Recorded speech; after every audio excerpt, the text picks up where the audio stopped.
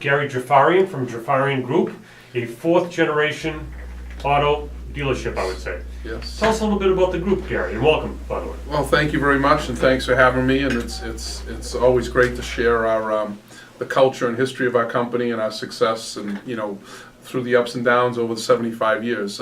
My name's Gary Jaffarian, and I am the third generation of a fourth generation family-run business. My grandparents started in the late 1930s, 1938, with a small one-room gas station, and they both worked in the shoe factories in Haverhill, which was predominantly all shoe manufacturing back in that era. And like a lot of people at that time, took advantage of the American dream, opened their own business. And so as they worked in the shoe factory, they had a little gas station, and my grandfather's cousin Charlie worked for him during the day as a mechanic.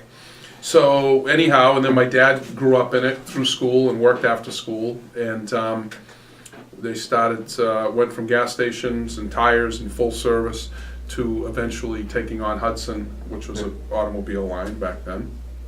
And we've been in the same location, just to skip fast forward, now 75 years later. We're 4 generations strong, still in Haverhill. 2 beautiful facilities, and we employ about 80 to 85 people, a little bit up, depending on seasonality. And it's how do you say it? We love it. The employees are great, the culture of the store is great.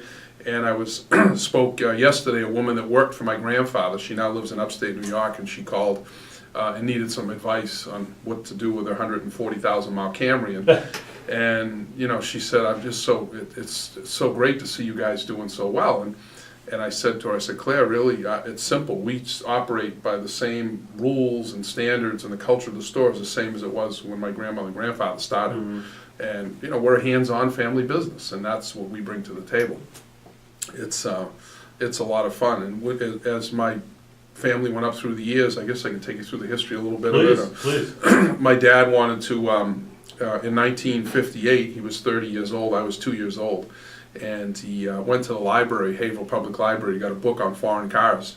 Wanted to sell a real good quality car. He was selling Rambler at the time.